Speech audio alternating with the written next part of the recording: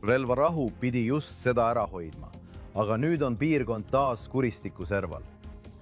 Süüdistused lendavad, kui Hezbollah ja Iisrael süüdistavad teineteist viimase nädalavahetuse surmava eskalatsiooni pärast. Täna liitub meiega saates Jerusalem Minute, et seda kõike lahti seletada, peaministri büroo rahvusvaheline pressiesindaja ja Iisraeli kaitseväe reservmajor Doron Spielmann. Tere tulemast tagasi saatesse Jerusalem Minute siin GNS TV-s. Alex. Võib-olla on Ameerika Ühendriikidel Iraani suhtes uus strateegia. Teated viitavad sellele, et Ameerika Ühendriigid keskenduvad üha enam Iraani nõrgestamisele sanktsioonide ja majandusliku surve kaudu, mitte sõjaliste vahenditega. Ma arvan, et see näitab tegelikult, et Trump ei soovi vähemalt lühiajaliselt uut sõjalist konflikti ja see võib kesta kuni vahevalimisteni. Aga on selge, et ta tahab jätkata majandusliku surve suurendamist. Ja siin tekib õigustatud küsimusi. Miks nad üldse majanduslikku survet leevendasid? Teate küll, miks nad blokaadi lõpetasid. Kui nad oleksid hoidnud blokaadi sellest ajast kuni praeguseni, oleksid nad tõenäoliselt suutnud vältida mõningaid neist sõjalistest kokkupõrgetest, mida oleme viimastel nädalatel ja kuudel näinud. Ja Iraan oleks oma majanduslikus kokkuvarisemises palju kaugemal. Aga ma arvan, et taaskord teeb Trump selgeks, et ta eelistab mitte sõjaliselt sekkuda.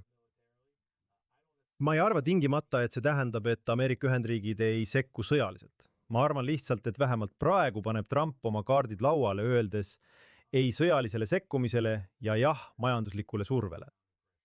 Muidugi, vahevalimised toimuvad novembri alguses, kuid president Trump ütles nädalavahetusel, et kavatseb muuta Hormuzi väina USA territooriumiks. Vaatame seda klippi. Ja pärast seda, kui me oleme Iraani alistanud, mis on juba väga tugevalt lüüa saanud, varsti kuulutan Hormuzi väina Ameerika Ühendriikide territooriumiks. Alex, mida sina sellest klipist arvad? President Trump oma jultunud avaldustega siin. Kas see on realistlik? Kas see on lihtsalt mingi nali presidendi poolt? Mida sina sellest arvad? See on kindlasti avaldus, mis tõenäoliselt vihastab iraanlasi. Ma ei kujuta ette, et neile meeldiks kuulda, et president Trump räägib Hormuzi väina muutmisest Ameerika territooriumiks. Ma mõtlen, tuletame meelde, et Hormuzi väin ei ole Iraani territoorium. See ei kuulu Iraanile, see ei kuulu Omaanile, see ei kuulu kellelegi. See on rahvusvaheline looduslik veetee, mis peaks olema avatud ja vaba kõigile. Ameerika Ühendriigid ei peaks seda omama. Iraan ei peaks seda omama. Keegi ei tohiks võtta tasu laevade läbipääsu eest. Ei kaitsetasu ega midagi muud. Aga ma arvan, et president Trump viitab sellele, et ta ei luba olukorda, kus Iraan või Omaan jõuavad kokkuleppele ja väidavad, et need väinad kuuluvad neile. Ja viimastel nädalatel oleme korduvalt kuulnud, et Iraan ja Omaan pidasid läbirääkimisi kokkuleppe üle ning Ameerika Ühendriigid jälgisid, millise kokkuleppeni need kaks riiki jõuavad ja kas nad selle sõlmivad. Ja siin ütleb Trump minu arvates sellele selgelt. Ei, Ameerika Ühendriigid on vähemalt Hormuzi väina kaitsja. Ameerika Ühendriigid on ainus jõud, mis tagab kõigi laevade vaba läbipääsu läbi nende väinade. Alex, nagu sa ütlesid, Iraan on juba muide tagasi lükanud Ameerika väite väina kontrollimise kohta. President Trump hoiatab ka ameeriklasi, et vastasseisul on majanduslik hind, viidates kõrgetele bensiinihindadele kui vajalikule kulule, et takistada Iraanil tuumarelvade hankimist. Jah, me näeme, et bensiini hind on Ameerika Ühendriikides üle $4 galloni kohta. See on midagi, mida Trump kindlasti soovis madalamaks saada. Tead, ta on alati selle nimel kampaaniat teinud. Ta rääkis alati sellest, kuidas viia bensiinihinnad alla võrreldes nende kõrgete hindadega, mis olid Bideni administratsiooni ajal. Trumpi jaoks oli bensiinihindade langetamine oluline majanduslik eesmärk, kuid kuni Hormuzi väin püsib selles ebastabiilses olukorras, näeme, et bensiini hind lihtsalt jätkab tõusmist. Ja samal ajal, kui Trump ei ole valmis andma sõjaväele käsku võtta Hormuzi väinad kontrolli alla, peab ta nüüd Ameerika rahvale selgitama, et juba toimunud sündmustel on oma hind ka sõjaliselt. Seoses Iraaniga samuti jätkuv majanduslik surve, mis on strateegia, mille tulemuste nägemine võib võtta nädalaid, kuud või isegi aastaid. selle sõnumi edastamine Ameerika avalikkusele näib olevat osa kampaaniast enne vahevalimisi, et selgitada jätkuvat bensiini hinna tõusu. Oleks, samal ajal on meil olnud relvarahu rikkumisi nii Hezbollahilt Liibanonis kui ka Hamaselt Gazas laupäeval. Peaminister Netanyahu saatis täna hommikul järgmise sõnumi. Hezbollah rikkus relvarahu Liibanonis ja ründas meie võitlejaid kollase joone sees. 3 Iisraeli kaitseväe võitlejad said rünnakus raskelt vigastada. Nii et Alex, meie teada sihtis Hezbollahi poolt välja lastud kamikaatsedrooni Iisraeli piirialade kogukondi kaitsvaid sõdureid. 3 sõdurit said selles rünnakus raskelt vigastada. Samal ajal lubab kaitseminister Katz kõikidel rinnetel arved klaarida, pidades silmas nii Liibanonis toime pandud rikkumisi kui ka Hamasi rünnakuid, mis sihivad Iisraeli positsioone Gazas. Nagu näete hiljem peaministri tsitaadis, ütleb ta, et Iisraeli kaitsevägi tegutseb vastavalt poliitilise juhtkonna poliitikale ja kõrvaldab kõik ohud meie vägedele ja kodanikele nii Liibanonis kui ka Gazas. Nii et näete, et Iisraeli kaitsevägi peab jätkama maksimaalses valmisolekus ja reageerib nii Hamasi vastu Gazas. Ja teoreetiliselt on Iisraelil juba olemas relvarahu kokkulepe, mis allkirjastati mitu kuud tagasi Ameerika Ühendriikide vahendusel.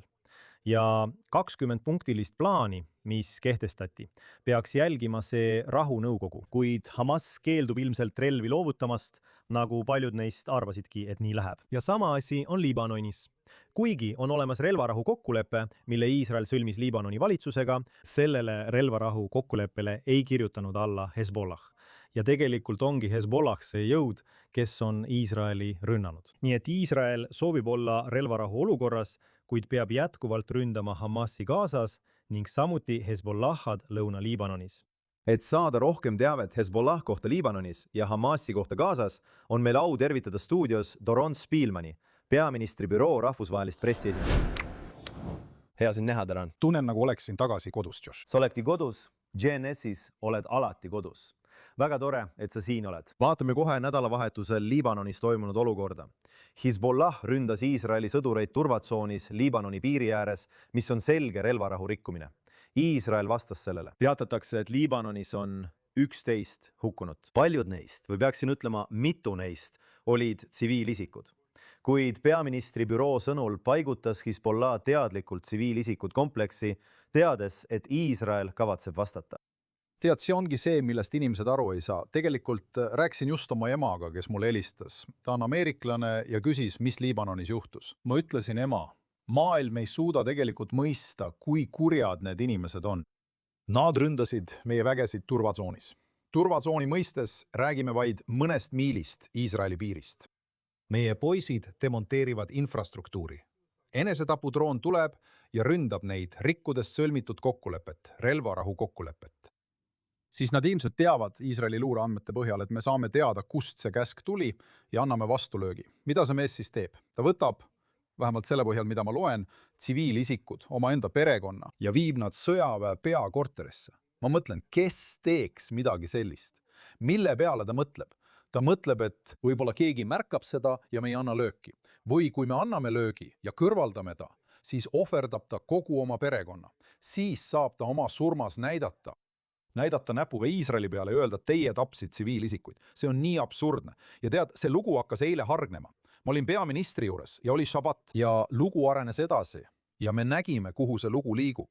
Ja kui info tuli, siis me mõistsime, ma istusin koos nendega, kui ülioluline oli proovida lugu õigesti esitada. Kas siin ei ole mitte põhimõttelist küsimust, kus Iisrael on sõlminud relvarahu kokkuleppe Liibanoni valitsusega, aga Liibanoni valitsus ei ründa Iisraeli turvatsoonis? Teil on tegemist terroriorganisatsiooniga, Hezbollah, mis ilmselt peab end endiselt Iisraeliga sõjas olevaks.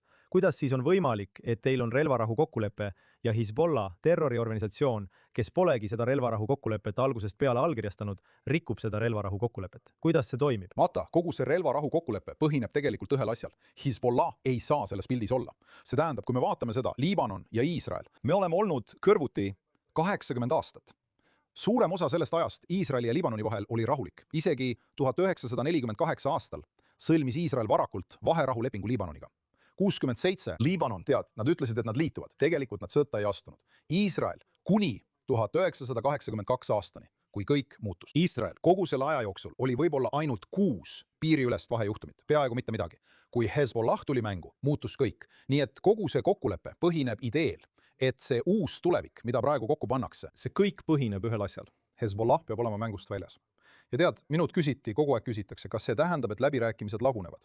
Ma ütlesin, et see on täpselt vastupidi. See näitab, miks need läbirääkimised tuleb allkirjastada ja kiiresti edasi liikuda. See peab olema päris, sest nagu näha, Hezbollah on valmis tegema peaaegu kõike. Ja tead, see rünnak, asi pole ainult selles, et nad ründasid meie sõdureid.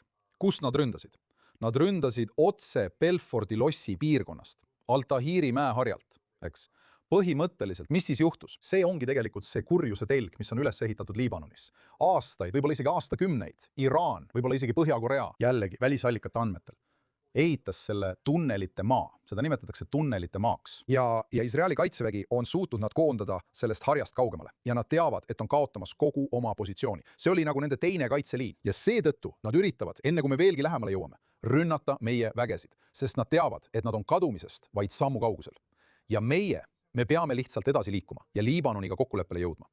Ma arvan, et me saame selle asja lõpule viia. Kas kogu Iisraeli kohustuse mõte relvarahu läbirääkimistel polegi see, et Iisrael tegelikult taandub veelgi kaugemale? Eks, et Iisrael oli jõudnud kuni Litani jõeni, sinna nad tõmbasid kollase joone, siis läksid nad isegi natuke kaugemale, Balfouri kindluseni ja veel mõne teise strateegilise punktini ja nüüd tõmbuvad nad tegelikult 2 konkreetsest pilootpiirkonnast välja, kus Liibanoni armee peaks need alad turvama. Aga me oleme näinud, et Hezbollah tegutseb juba nii kaugel põhjas kui Beirutis. Kuidas siis lõpuks Hezbollah likvideerida, kui ainus jõud, kes suudab seda teha, on Iisraeli kaitsevägi? Aga Iisraeli kaitseväelt nõutakse, et nad liiguksid tagasi Iisraeli piiri lähedale. Vaata, kogu see pilootala ei asu siin piirkonnas. See on hoopis teises kohas. Aga nagu ma ikka seletan, tead, see farm on pilootala. Žürii ei ole veel katsesooni kohta otsust teinud. Ma mõtlen, me ei saa öelda, et vau, piloot võitis aplausi saatel. Praegu ootame, et Liibanoni armee läheks sisse ja näitaks, et nad tõesti suudavad. Et nad suudavad Hezbollah relvituks teha. See ei ole lihtne ülesanne. Ja saasõttu me ei kavatse lahkuda.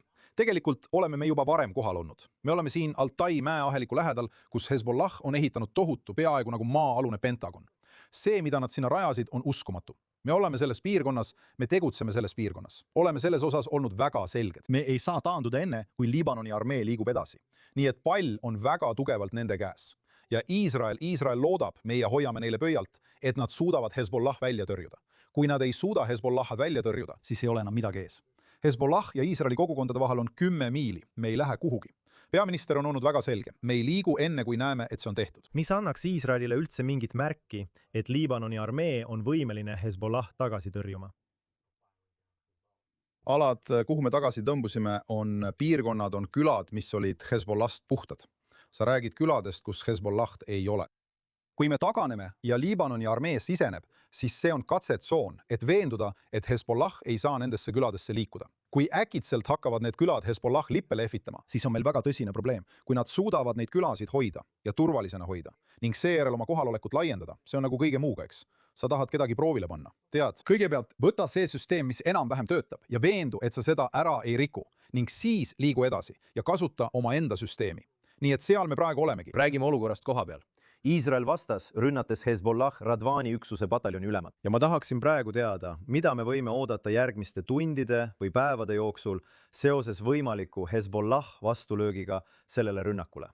Mida me teame? Vaata, nad vastavad niikuinii. See on nende Potteri üksus. Potteri üksus on nagu nende Radvani jõuteravik. Need on mehed, keda on aastaid treenitud, Iraani poolt välja õpetatud ja rahastatud, tugevalt rahastatud. Neil on suurepärane varustus, nad tunnevad kogu maastikku. Need on mehed, kes tegutsevad nendes tunnelites. Sa äratad nad öösel üles ja nad teavad, kuidas Iisraeli rünnata. See oli piirikomandör, kelle me tapsime. Üks nende tippinimesi. Kuula, nad ründavad niikuinii. Meie kogu probleem, kogu olukord on see, et nemad üritavad alati rünnata. Meie kaitseme. Nemad saadavad teele neid enesetapudroone ja nad jätkavad sellega. Ainus põhjus, miks nad võiksid lõpetada, on see, kui nad tunnevad, et lõpp on lähedal ja nad peavad liikuma diplomaatilise poliitilise lahenduse poole, sest sõjaline lahendus on välistatud. Aga see tähendab, et Iisrael, Ameerika Ühendriigid ja Liibanoni valitsus peavad olema väga tugevad. Ja Iisrael, jumal tänatud, ongi seda. Kui me võrdleme seda viimase 80 aasta jooksul Iisraeli eksistentsiga. Samal ajal, kui selline pilootprojekt areneb ja me näeme, kuidas see toimib, hoiame me puhvertsooni. See on hämmastav asi. Kogu Iisraelis on meil see kaitsevöönd. Teate, Ben Gurion ütles, see oli Ben Gurion, kes ütles, sõjapidamisel on 3 peamist põhimõtet. Ära kunagi pea sõda omaenda maal. Pea sõda alati vaenlase maal. Ja kui sa võitled, siis võitle võiduni. Ja praegu see keskmine põhimõte, et sa ei ole omaenda maal, mille me õppisime 7. oktoobrist. Mida see tähendab? Iisrael ei võitle omaenda maal. See on uskumatu asi. Nii et me oleme olukorras, kus saame lasta sellel areneda ja loodetavasti areneb see peagi meie kasuks. Kuidas siis Hezbollah võita, kui me nüüd võtame kaitsevama hoiaku, kaitseme puhvertsooni ja võib-olla vastame Hezbollah rünnakutele, selle asemel, et olla ründaval positsioonil, nagu Iisrael oli enne relvarahu kokkuleppe sõlmimist? Ma arvan, et sa juhid tähelepanu pingele ja siin peabki Liibanoni armee sekkuma. See tähendab, et kui me läheme täiskäigul edasi, siis pole Liibanoni armeel kohta. See seab ka Iisraeli sõdurid ohtu. Ja ärme unusta, ma mõtlen, meil on põhjapiiril kohutav terroristlik jõud, mis üritab rünnata Iisraeli kogukondi, on tapnud Iisraeli sõdureid, neil on Hezbollah oma riigis, neil on Hezbollah. Ma arvan, et sa mainisid Beiruti sees, Hezbollah on kogu nende riigi üle võtnud. Neil on selles mängus oma osa. Ainus viis, kuidas Hezbollah saab lüüa, on see, kui Liibanon astub ise välja ja tegutseb. Nii et see ongi kõik. Me hoiame seda piirkonda, me tegutseme, meil on erinevad operatsioonid. Peaminister ütles avalikult mõni päev tagasi uudistes, et meil on operatsioonid. Ta ütles, et ta ei hakka detailidesse laskuma, meil on operatsioonid erinevates piirkondades. Iisraeli kaitsevägi ei seisa lihtsalt paigal. Nii et asjad toimuvad. Aga te olete loonud piirkonna, kus Liibanoni armee saab tegelikult esimest korda, Iisraeli toetusel, ma arvan, esile astuda ja selle probleemiga tegelikult tegeleda. Ärge unustage, kui nad selle probleemiga tegelevad, Hezbollah kui terroriorganisatsioon üritab alati nagu seen maa seest välja ilmuda. Neil peab olema võimekus selle jõustamiseks. Me ei kujuta ette, et asi on lahendatud. Te ei taha 10 aasta pärast saata Iisraeli sõdureid Beirutisse, et üha kasvava probleemiga tegeleda. Nad peavad jõudu näitama. Ja see ongi asja tuum. Ja kui Liibanoni valitsus või mõned Liibanoni valitsuse liikmed, kellest osa võivad olla šiidid või sunniidid, mitte tingimata ainult kristlased, teevad avaldusi Iisraeli kaitseväe vastu, kas need avaldused on kooskõlas sellega, mida Iisrael kuuleb oma läbirääkimiskanalites? Teate, kuidas Liibanoni valitsus ja samuti ka Ameerika Ühendriigid suhtuvad sellesse, et Iisrael jätkab rünnakuid Hezbollah vastu Liibanoni territooriumil? Teate, kui ma vaatan ja loen, enamasti tuleb see kõik Twitterist, eks? Te võite näha, mida nad Twitterisse postitavad. Twitteris näete näiteks selles olukorras, et nad võtsid kohe seisukoha, et see perekond hävitati, kuni me seda selgitasime. Aga isegi siis, kui vaadata nende keelekasutust, see viib ikka tagasi selle mõtteni, kogu sõnakasutus Iisraeli puhul on selline, et Iisraeliga on mingid kokkulepped. Ma olen näinud väga suurt muutust selles, kuidas liibanonlased sellesse suhtuvad.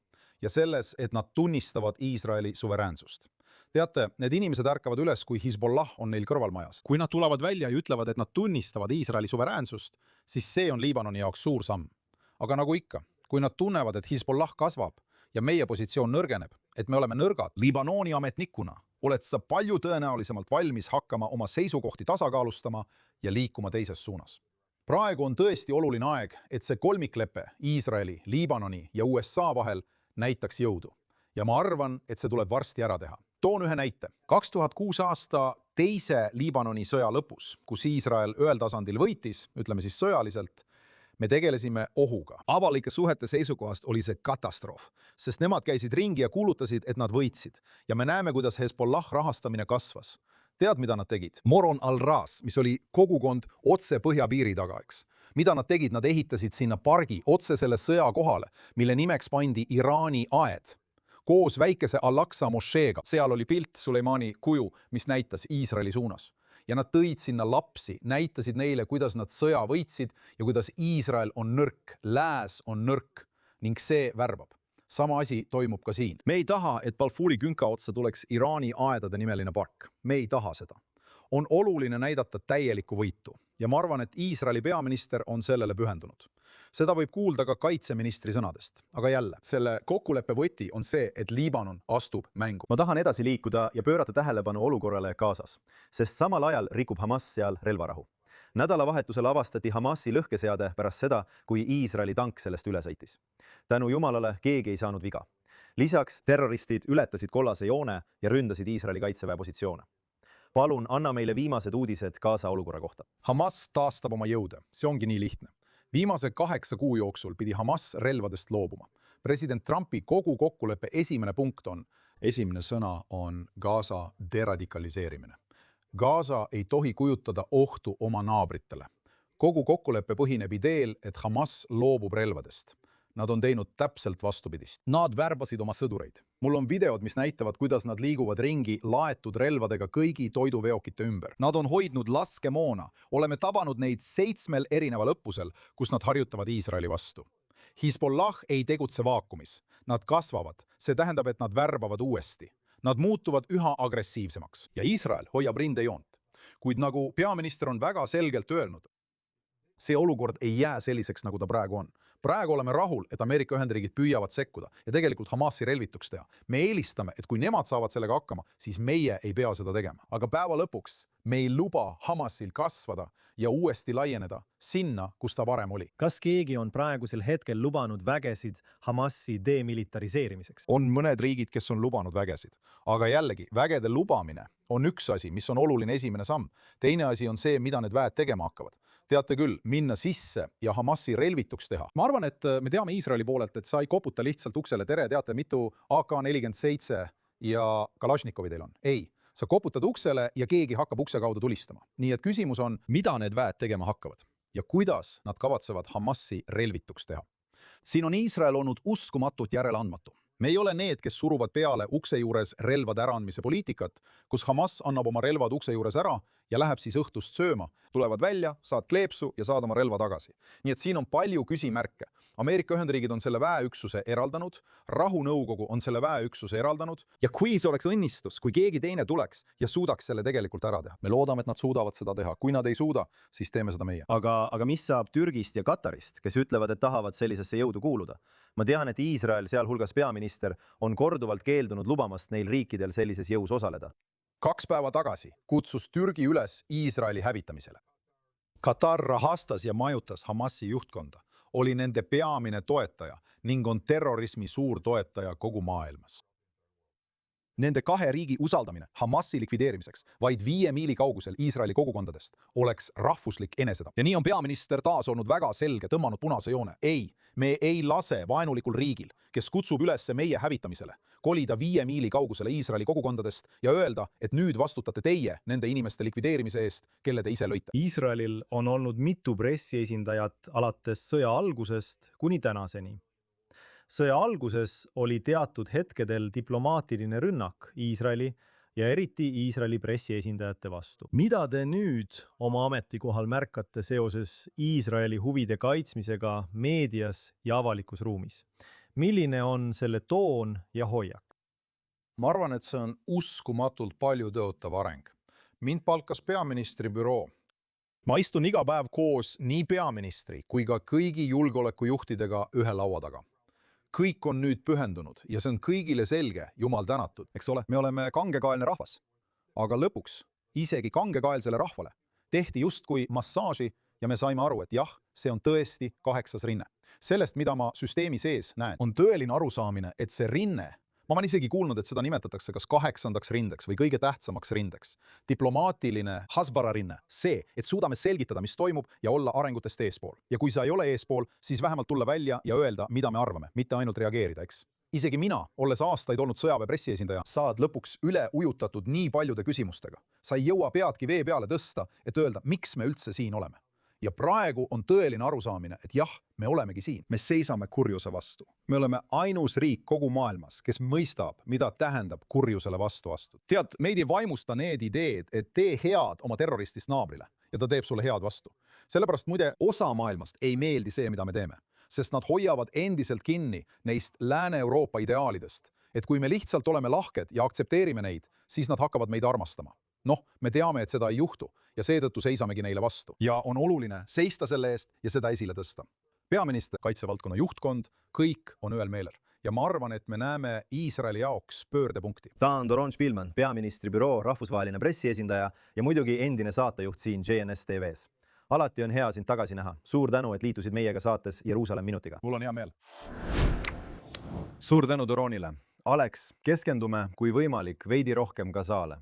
Iisrael ütleb, et Hamas peab relvad maha panema, enne kui üldse kaalutakse tagasitõmbumist. Vaatame seda klippi. Igapäevases rutiinis, mida teha, me tahame väljendada kõige lähedasemat asja. Kuni mina olen peaminister, ei teki Palestiina riiki.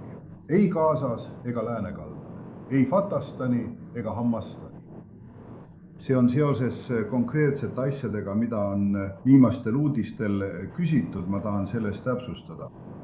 Iisrael lükkab tagasi 15-punktilise memorandumi. Ma olen kuulnud, et öeldakse, te ei öelnud, me ütlesime. Aga siin on viimased. Notsar Diak ütles. Iisrael lükkab tagasi 5-punktilise memorandumi.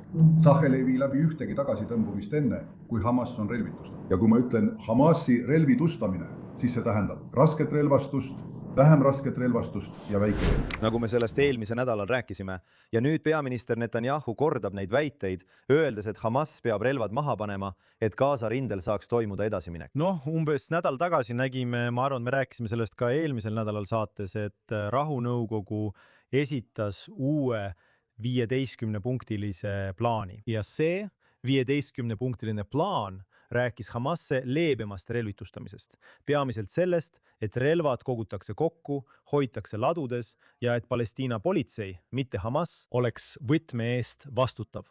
Ja Iisrael tuli välja ja lükkas selle täielikult tagasi. See on veidi erinev sellest, kuidas peaminister on selle sõja jooksul erinevatel hetkedel reageerinud.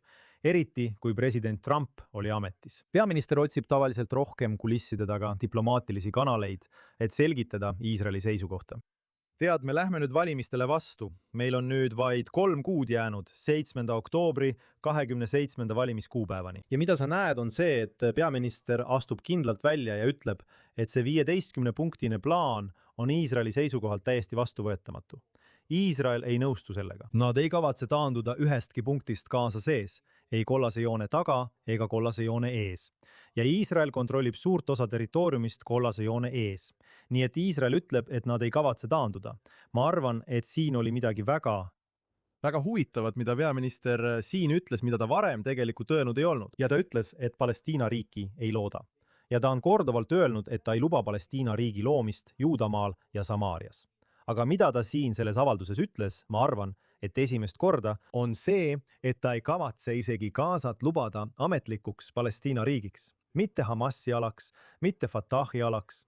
Tuletame meelde Mahmoud Abbas, kes juhib Palestiina omavalitsust, ta on pärit Fatahast, nii et nemad ei saa seda kontrollida. Ja Hamas ei saa seda samuti kontrollida. Nii et see jätab suure küsimärgi selle kohta, mida peaminister tegelikult näeb Gaza tulevikuna. Aga mida ta selgelt ütleb on see, et Iisrael ei kavatse lahkuda sellelt alalt ega anna seda üle mingile Palestiina valitsusorganile. Et lubada sellel väikesel riigikesel, sellel Palestiina riigi katseprojektil, mida nimetati Gazaks, tegelikult saada ametlikuks Palestiina üksuseks. Tema kommentaarid lähevad siis tegelikult plaanile vastuollu, sest plaan näeb ette, et mingisugune Palestiina omavalitsuse üksus vastutaks Gaza eest sõjajärgsel päeval. 20-punktiline plaan, mis allkirjastati vaherahu jõustumisel, näeb ette Gaza haldamiseks riikliku komitee loomist, kus peaksid olema Palestiina tehnokraadid, keda Iisrael on heaks kiitnud ja kes seda juhivad. Kuid seda peaks järele valvama rahunõukogu. Nüüd on näiteks Nikolai Miladonov, kes oli endine ÜRO eriesindaja Gaza küsimustes ja kes on nüüd sisuliselt selle rahunõukogu juht. Ja kui peaminister tuli välja ja ütles, et Iisrael ei kavatse taanduda enne, kui Hamas on täielikult relvitustatud, ja ta tegi oma avaldustes selgeks, mida relvitustamine tegelikult tähendab. See puudutab raskerelvi, millest ma arvan, et kõik said aru, et Hamas peab need ära andma. Ma mõtlen, et nad pole seda teinud ja ma ei tea, kas nad üldse teevad, aga kõik olid selles osas enam-vähem ühel meelel. Mida peaminister siin oma avalduses selgelt välja ütleb, on see, et see puudutab ka kergrelvi. Neid relvi, millega Hamas ühiskonda terroriseerib. Tegelikult just nii nad Gazas võimu hoiavadki. Nad on Gaza de facto valitsus, sest kui keegi neile tänaval vastu astub, lastakse ta nende kergrelvadega AK-47 ja kuulipildujatega lihtsalt maha. Nii et samal ajal jah, peaks ametisse astuma mingi Palestiina tehnokraatlik valitsus. Aga peaminister ütleb, et see ei saa olema Palestiina omavalitsus. Ta on seda siiani väga selgelt öelnud. See ei saa olema Hamas ja igal juhul peab seda jälgima rahunõukogu. Rahunõukogu esimees on lõppkokkuvõttes Donald Trump. Ja see tähendab, et meil on umbes 2 aasta pikkune piiratud ajavahemik, kuni Trump on veel president, et võib-olla jõuda mingisuguse järgmise sammuni, järgmise etapini Gazas.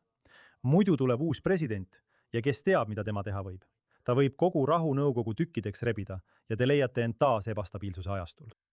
Samal ajal enne Iisraeli valimisi ütleb peaminister, et Gazast ei saa Palestiina riiki. Juudamaast ei saa Palestiina riiki ja Iisrael ei kavatse taanduda isegi mitte $1 võrra seni, kuni Hamas on jätkuvalt relvastatud. Iisrael valmistub ka tulevikuks. Sel nädalal tuli teade, et 1000 tonnid USA sõjaväevarustust on nüüdseks Iisraeli riiki saabunud. Te räägite Hummeri sõidukitest, D9 buldooseritest, veoautodest, igasugusest raskest inseneritehnikast, mida Iisrael kasutab sellistes kohtades nagu Gaza, mida Iisrael kasutab sellistes kohtades nagu Juudamaa ja Samaaria. Nii et Iisrael valmistub tõesti võimaliku konflikti puhkemiseks ükskõik millisel neist rinnetest. Ma arvan, et see on Iisraeli jaoks tohutu strateegiline vajadus. Iisrael ei pea mitte ainult taastama seda, mis on nende peaaegu 3 sõja-aasta jooksul kaotatud, vaid tegelikult ka parandama oma strateegilist positsiooni, hankides vajalikke relvi ja tehes seda juba praegu, kui president Trump on velt oma meoametis. President Trump on oma administratsioonis olnud väga selge, et nad tahavad, et Iisraelil oleksid relvad, mida neil on vaja enda kaitsmiseks. Et kongress ja senat on praegu mõlemad vabariiklaste kontrolli all, vähemalt järgmiste kuude jooksul kuni valimisteni, ja kes teab, võib väga hästi juhtuda, et kongress läheb üle demokraatide kätte. Võib juhtuda, et ka senat läheb üle. Samal ajal on nii kongress kui ka senat vabariiklaste käes, mõlemad selgelt Iisraeli poolt. Esindajate koja spiiker Mike Johnson on väga pühendunud relvade tarnimisele Iisraelile. Ja seetõttu näete, et see on täna küll pealkirjades, kuid käimas on ka aktiivsed diplomaatilised jõupingutused. Tõenäoliselt juhib Iisraeli poolelt neid Iisraeli suursaadik Ameerika Ühendriikides Yehiel Leider, et tagada Iisraelile võimalus varusid täiendada. Ja samal ajal võite kindel olla, et Iisrael otsib riigisiseselt võimalusi, kuidas hakata neid relvi, raskeid relvi ise tootma. Ja otsib ka teisi allikaid peale Ameerika Ühendriikide, et mitmekesistada varustuskanaleid. Alex, samal ajal sel nädalal on Iisraeli ja Suurbritannia vahel diplomaatiline kokkupõrge seoses peaminister Netanyahu hiljutisel taskuhäälingus tehtud märkustega, kus ta nimetas Suurbritanniat islamivabariigiks. Lähtudes sealsetest tegelikest oludest, sa räägid tuhandetest ja tuhandetest migrantidest, kes on saabunud Suurbritannia rannikule, samuti muutuvast suhtumisest Iisraeli. Vaatame seda klippi. Muide, tema ja tema isa, Randolph, kes on Churchilli poeg, tulid siia ja kajastasid 6-päevast sõda meile väga positiivses valguses. Kuidas sa selle Suurbritannias leiad? Nii-öelda Suurbritannia islamivabariigis. Kuidas sa selle leiad? Nii et siin on peaminister, kes nimetab Suurbritanniat islamivabariigiks. Muide, ma nägin veel üht klippi asepresident J.D. Vance'ist, tegelikult naljatledes, ma arvan, samuti mingisuguses taskuhäälingus, viidates Suurbritanniale, nimetades Suurbritanniat islamivabariigiks. Noh jah, me tegelikult nägime, et Netanyahu pressiesindajad pidid neid avaldusi kuidagi siluma, mis on ilmselgelt tekitanud tugeva reaktsiooni. Suurbritannia ja peaministri büroo vastus oli põhimõtteliselt see, et peaminister kordas lihtsalt J.D. Vance'i poolt vaid mõned nädalad varem Suurbritannia kohta tehtud märkusi. Nüüd ilmselgelt. Sa näed, kuidas moslemid saavad Suurbritannias suurte linnade linnapeadeks. Kuidas eriti just linnades on tekkinud keskkond, kus varem oli suur ja õitsev juudi kogukond, mis on nüüd taganemas kaitsepositsioonil, kartes oma elu pärast. Suurbritannias on palju inimesi, kes ütlevad, et olukord juutide jaoks on märkimisväärselt halvenenud. Ja mida nad kõige rohkem kardavad? Nad kardavad kõige rohkem seal elavaid moslemeid. Ja sa näed valitsusametnikke, kes on väga mures selle pärast, kuidas moslemid valimistel hääletavad. Ja seetõttu Suurbritannia on diplomaatiliselt vähendanud oma toetust Iisraelile, kuigi varem peeti Suurbritanniat võib-olla Iisraeli teiseks või kolmandaks suurimaks liitlaseks maailmas pärast Ameerika Ühendriike. Ja mida sa nüüd näed, need peaminister Netanyahu avaldused, mis minu arvates ilmselgelt tabavad valusat närvi Suurbritannias? See on lihtsalt omamoodi vastus paljudele avaldustele, mis on tulnud Suurbritannia tippametnikelt. Sealhulgas hiljutine peaminister Starmer, kes sisuliselt tunnustas Palestiina riiki, mis on selgelt vastuolus Iisraeli huvidega. Ja ta ütles enne seda, et teeb seda seni, kuni kohutav olukord Gazas jätkub. ja me nägime, et endine välisminister Danny Lammy ütles, et see, mida Iisrael Gazas teeb ning humanitaarabi, mida Iisrael Gazas annab, on ebainimlik, ohtlik ja jõle. Samuti oli palju avaldusi isegi inimestelt, keda Iisrael oleks varem pidanud liitlasteks. Näiteks David Cameron, kes oli sõja alguses välisminister, tegi samuti avaldusi, mis kindlasti ärritasid Iisraeli. Need ei olnud sellised avaldused, mida nad liitlaselt ootaksid. Ja nüüd äkitselt peaminister vastab millegagi, mida kõik Ühendkuningriigis ja kogu maailmas teavad olevat tõsi. Ja Ühendkuningriik muutub selle suhtes veidi tundlikuks. jah, täiesti nõus. Peame nägema, kas sellest kujuneb edaspidi veelgi suurem tüli. Aga lõpuks sel nädalal Juudamaa ja Samaaria kaitseminister Israel Katz andis sõjaväele korralduse valmistuda plaaniks anda Juudamaal ja Samaarias Iisraeli kodanikke puudutavate tsiviilasjade üle otsustamise õigus üle. Seda peetakse suureks uudiseks. Paljud ütlevad, et see on järjekordne samm suveräänsuse suunas Juudamaal ja Samaarias. Ma kavatsen tegelikult sellel teemal lähipäevil JNS-i jaoks kirjutada. Mida me praegu teame ja kui oluline on see kaitseministri samm? Olukord on selline, et Juudamaa ja Samaaria on Iisraeli seaduste järgi tegelikult sõjaväe alluvuses, eks. Seda ei juhita samamoodi nagu Jeruusalemma või Tel Avivi. Seda juhib sõna otseses mõttes sõjavägi. Ja mida sa oled viimastel aastatel näinud, on olnud just parempoolsete poliitikute katsed Iisraelis püüda normaliseerida valitsemisolukorda Juudamaal ja Samaarias. Ja pea meeles, Iisrael on väga väike riik, eks. Tead, sa võid umbes 2 tunniga sõita Vahemerest Jordani jõeni, läbides ka Juudamaad ja Samaariat, eks. Põhjast lõunasse on riik natuke pikem, aga idast läände üle riigi keskosa on see kiire sõit. Kui sa seisad keskel, nagu mina kunagi elasin Betelis või kui sa elad Elazaaris, siis kui sa seisad riigi kõrgemal kohal, Juudamaa ja Samaariamaa mäeharjadel, siis sa näed palja silmaga üle kogu riigi ühele poole ja üle kogu riigi teisele poole. See on tilluke riik. Nii et mõte, et osa riigist juhib sõjavägi, samal ajal kui teist osa riigist juhivad politsei ja erinevad Iisraeli valitsuse ministeeriumid, on lihtsalt midagi, mida tuleb parandada, eks. Kui tahad Juudamaal ja Samaariamaal tänavat asfalteerida, siis selle asemel, et minna lihtsalt transpordiministeeriumi kaudu, peab see käima läbi sõjaväe. Nii et ka siin öeldakse, et õiguskaitse Juudamaal ja Samaariamaal peaks üle minema lihtsalt Iisraeli politseile. Ja mis selle juures huvitav on, ütleksin ka, on see, et sul tõesti on, eriti kui sa loed paljud neist vasakpoolsetest Iisraeli meediakanalitest nagu Haaretz ja eriti Times of Israel, peavad seda üheks oma põhiteemaks. Küsimust, mida nad alati nimetavad asunike vägivallaks, nagu oleks see suurim oht kogu Lähis-Idas. Ja suurim oht Iisraelile on niinimetatud asunike vägivald, kus toimuvad kokkupõrked Juudamaal ja Samaarias elavate palestiinlaste ning Juudamaal ja Samaarias elavate juhtide vahel. Sageli käib võitlus maa pärast, selle üle, kus lambad saavad karjatada ja kes istutab puid.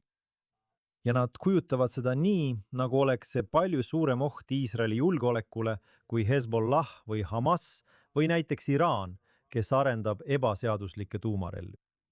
Ja mis siin juhtub, on see, et sõjavägi ei suuda ega tohigi tegelikult tegeleda ohtudega, mis tulevad Iisraeli poolelt, sest sõjavägi ei pöördu omaenda inimeste vastu. See ei tegele õiguskaitsega oma riigi kodanike vastu. Sõjavägi tegeleb ainult ohtudega, mis tulevad teisest riigist. Seega annab selle üleandmine politseile, Iisraelile suuremad võimalused oma poole õiguskaitsega tegelemiseks, millega sõjaväel oleks väga raske hakkama saada. See on praktiline samm, see on tervitatav samm ja ma arvan, et see on hämmastav edasimine kõigile Iisraeli riigi kodanikele, mida tuleb jätkata. 3 kuu pärast on meil valimised. Vaatame, kui kaugele see uus kaitseministri ettepanek jõuab, enne kui peame taas Knesseti valimistel hääletama. Ja sellega lõpetame tänase Jeruusalemm minutiga siin JNS TV-s. Josh Estin siin koos Alex Traimaniga. Suur tänu, et meiega liitusite. Veenduge, et olete näinud kogu JNS TV pakutavat suurepärast sisu. Külastage ka gns.org, et saada kogu värskeimad uudised Iisraelist, Lähis-Idast ja kogu juudi maailmast. Tahan tänada inimesi, kes siin kulisside taga töötavad. Ärge unustage tellida ja jätta meile super thanks. Ja kohtume teiega järgmisel nädalal siin saates Jeruusalemm minutiga.